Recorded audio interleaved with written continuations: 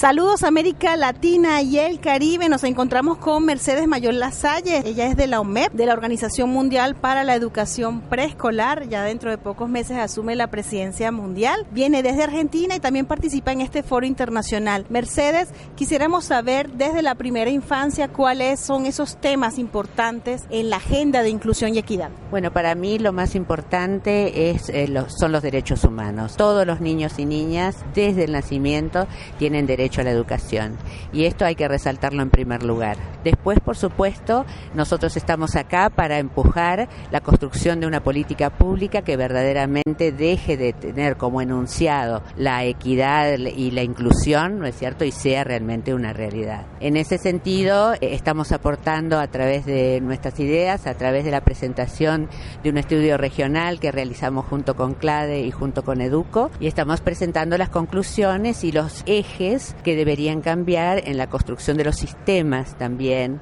vinculados con la atención y la educación de la primera infancia. En la primera infancia es un tema que con mucha frecuencia se identifica o se responsabiliza a la familia. ¿Qué tendrían que hacer los estados para que esto se respete desde un derecho humano a la educación en la primera infancia? Sin ninguna duda la familia tiene responsabilidades, pero la responsabilidad primaria de atender, de proteger y de realizar los derechos humanos siempre va a ser del Estado, y es por eso que los estados también tienen que trabajar junto con las familias y hacia las familias. Nosotros no estamos diciendo que a los niños pequeños haya que institucionalizarlos siempre como alternativa para garantizar su derecho a la educación, sino que también hay que empoderar a las familias, hay que acompañar a las familias, ¿no es cierto?, para que las propias familias puedan garantizar ese derecho.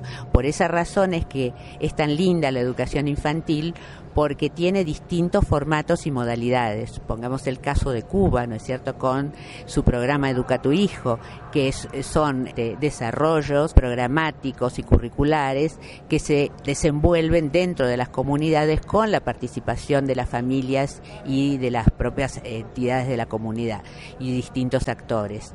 También están los formatos institucionales, porque muchas veces, ¿no es cierto?, las madres, las mujeres, las familias, en sus distintos formatos, necesitan de un servicio desde temprana edad para atender a los niños pequeños y para educarlos y para garantizar su bienestar y su felicidad, que es lo más importante, yo creo, en los primeros años. Y en este sentido se adoptan distintos formatos. Hay que ver la primera infancia. Los niños en su primera infancia no están solo en las ciudades, por lo tanto no hay una sola respuesta. Hay respuestas también para los niños temporeros, ¿no es cierto?, de las familias temporeras que tienen que subir a las montañas para su trabajo, y entonces así las instituciones y los programas suben y bajan junto con las familias, empoderándolos, ¿no es cierto?, y acompañándolos.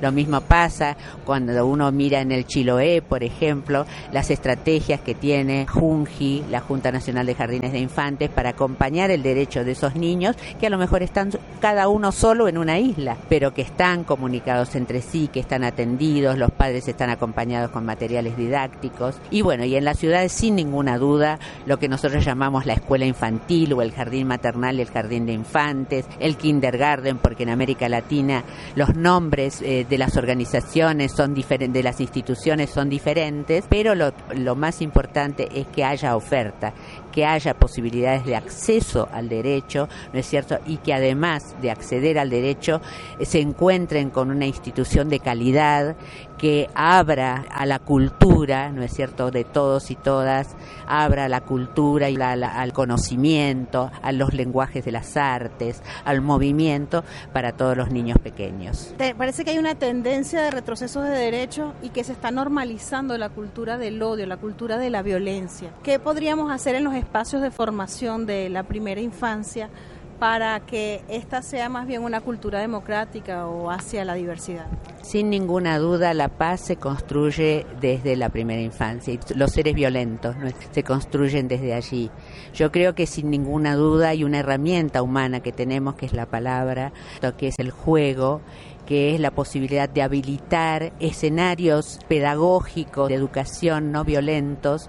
Por esa razón es muy importante abandonar en la educación infantil los formatos escolares vinculados a la primaria y dejar que los niños desplieguen su creatividad, su libertad, su movimiento, porque justamente la violencia se aprende cuando nosotros, por ejemplo, queremos que los niños se aquieten y estén haciéndole caso al adulto, instalando culturas adultocéntricas, ¿no? Que no nos llevan a ninguna parte y que al contrario nos llevan a una situación de violencia, porque en algún momento uno le dice a un niño quédate quieto, no hables, y eso no es solamente atacar, digamos, o construir una cultura violenta, sino también negarle su ciudadanía. Nosotros estamos educando a un ciudadano también desde el momento en que nace. El niño es un ciudadano con derechos y esa ciudadanía se aprende con la participación, con la palabra, con el juego, con el arte, con los lenguajes expresivos y con el acceso a la cultura. La cultura, para mí, es algo que debe estar dentro de la educación infantil. No es solo cuestión de cuidar lo más vital, lo esencial, que por supuesto es necesario, cambiar al niño pequeño, darle de alimentación, que duerma bien, que descanse, sino también abrirlo a ese tesoro común. Y no es solo cuestión de estimulación temprana, como algunos programas en América Latina nos proponen, no solo es cuestión de atender a los niños, ¿no es cierto?, más pobres con programas desculturalizados, desimbolizados, ¿no es? Y darle el tesoro común solo a los que pueden ir a los colegios privados, ¿no es? Que es lo que pasa mucho en la educación infantil. La educación infantil es altamente privatizada en toda América Latina porque el Estado no se ha hecho cargo de esta etapa, la ha dejado o al sector privado o a la familia, sin hacerse cargo de su responsabilidad para garantizar el derecho. Hemos hecho grandes avances en América Latina, pero en este momento yo veo un retroceso, y ese retroceso se expresa en la escasez de financiamiento, inclusive en el retroceso mundial del financiamiento, que ha sido estudiado hace muy poquito tiempo, hace un par de meses, salió un informe de la Universidad de Oxford demostrando que se está invirtiendo menos en educación de primera infancia.